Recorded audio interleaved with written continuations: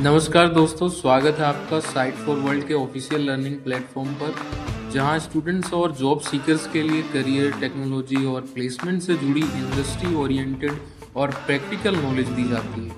अगर आप अपनी स्किल्स को नेक्स्ट लेवल तक ले जाना चाहते हैं तो आप बिल्कुल सही जगह पर आए हो। चलिए शुरू करते हैं आज का इम्पोर्टेंट सेशन। नमस्ते। कभी सोचा है कि एक बड़ी कंपनी अपने सारे काम मतलब फाइनेंस से लेकर कस्टमर सर्विस तक आखिर मैनेज कैसे करती है? इसका जवाब कुछ कंफ्यूजिंग से लगने वाले शब्दों में छिपा है। ERP, CRM और SCM। ये सिर्फ एक्रोनिमी नहीं है, ये बिजनेस की दुनिया के सुपर पावरफुल टूल्स है। तो चलो आज इन पहेलियों को सुलझाते हैं। अगर आपको भी ऐसा लगता है कि आप इन बिजनेस सॉफ्टवेयर्स के घने जंगल में कहीं खो गए हैं, तो डोंट वरी, इसका सीधा सा मतलब है कि आपके हाथ में अभी तक सही मैप नहीं आया है। ये समझना कि कौन सा सिस्टम क्या करता है और वो एक दूसरे से जुड़ते कैसे हैं, बस यही इस जंगल से बाहर निकलने का रास्ता है। तो टेंशन मत लो, आज हम साथ मिलकर एक मैप बनाने वाले हैं। हम इन 3 सबसे जरूरी सिस्टम्स की एक-एक परत खोलेंगे, ERP, CRM और SCM। तो क्या आप इस सफर के लिए तैयार हैं? चलिए शुरू करते हैं। तो सबसे पहले बात करते हैं ERP की। इसे आप कंपनी का दिमाग या उसका सेंट्रल नर्वस सिस्टम कह सकते हैं। ये वो कोर सिस्टम है जो पर्दे के पीछे से सब कुछ, लिटरली सब कुछ चलाता है।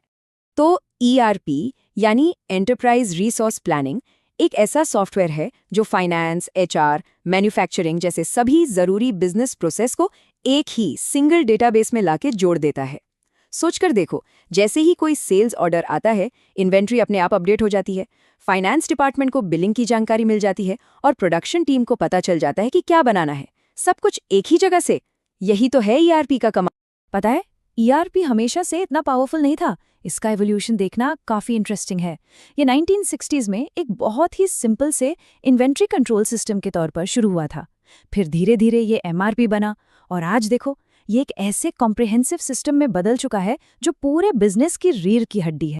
तो इसमें सबसे जरूरी बात याद रखने वाली ये है कि ERP एक बैक ऑफिस सिस्टम है। ये कंपनी के अंदरूनी कामों के लिए सिंगल सोर्स ऑफ ट्रूथ है। मतलब ये पक्का करता है कि कंपनी में हर कोई एक ही सबसे लेटेस्ट इन्फॉर्मेशन पर काम कर रहा है, कोई कंफ्यूजन नहीं। ठीक है, तो हमने कंपनी के अंदरूनी सिस्टम मतलब उसके दिमाग को तो समझ लिए, लेकिन कोई भी बिजनेस सिर्फ अंदर से तो नहीं चलता, है ना? उसे ग्राहकों से जुड़ना होता है और बस यहीं पर एंट्री होती है CRM की। अगर ERP कंपनी का दिमाग है, तो CRM उसकी आवाज है, वो आवाज जो सीधे कस्टमर्स तक पहुंचती है। CRM यानी कस्टमर रिलेशनशिप मैनेजमेंट एक ऐसा सिस्टम है जो कंपनी के मौजूदा और फ्यूचर कस्टमर्स सबके साथ सारे रिश्तों और बातचीत को मैनेज करता है। इसका पूरा का पूरा फोकस कस्टमर की जर्नी पर होता है, पहले हलो से लेकर सालों की लॉयल्टी तक। ये स्लाइड देखो, ये एकदम परफेक्टली दिखाती है कि CRM एक साइकिल की तरह काम करता है। ये सिर्फ एक बार ग्राहक बनाने पर खत्म नहीं हो जाता। नहीं, आप पहले ब्रांड अवेयरनेस बनाते हो, फिर लीड्स एक्वायर करते हो, उन्हें कस्टमर्स में बदलते हो, बेहतरीन सर्विस देते हो और आखिर में लॉयल्टी और अपसेल्स बढ़ाते हो। ये एक लगातार चलने वाला रिश्ता है और यही एक सक्सेसफुल बिजनेस की असली निशानी। तो ERP का बिल्कुल उल्टा CRM एक फ्रंट ऑफिस सिस्टम है। इसका सिर्फ और सिर्फ एक ही लक्ष्य है, ग्राहकों के साथ प्रॉफिटेबल रिश्ते बनाना और उन्हें मजबूती से बनाए रखना। ऑलराइट, तो हमारा तीसरा और आखिरी सिस्टम है SCM यानी प्रोडक्ट का सफर। सोचो, अगर ERP दिमाग है और CRM आवाज, तो SCM कंपनी के हाथ पैर हैं जो प्रोडक्ट को असल दुनिया में पहुंचाते हैं। सप्लाई चेन मैनेजमेंट या SCM सामान और सेवाओं के फ्लो का मैनेजमेंट है।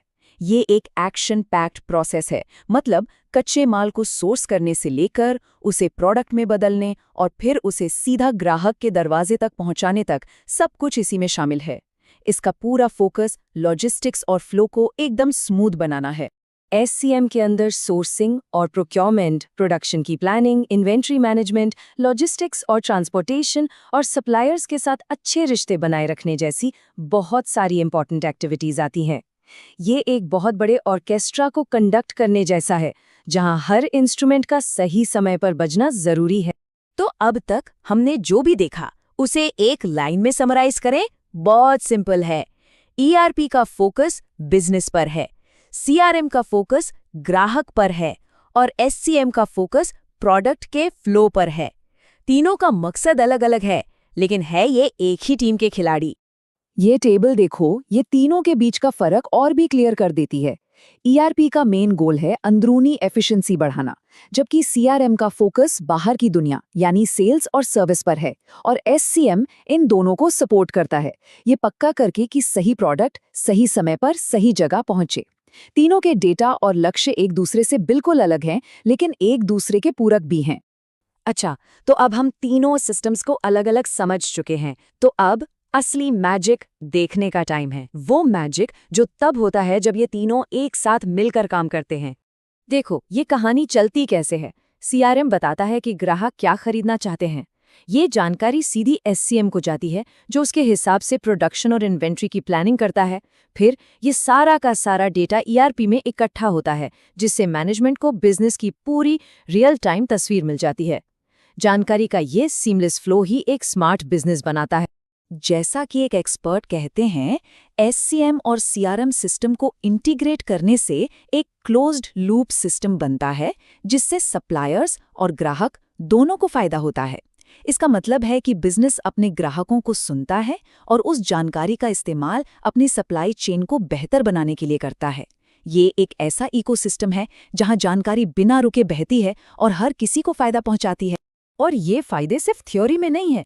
गार्टनर और एबरडीन ग्रुप का डेटा दिखाता है कि इंटीग्रेशन से सप्लाई चेन की एफिशिएंसी में 15% तक का सुधार हो सकता है, कस्टमर सैटिस्फैक्शन 10% तक बढ़ सकता है और इन्वेंट्री की लागत में 9% की कमी आ सकती है।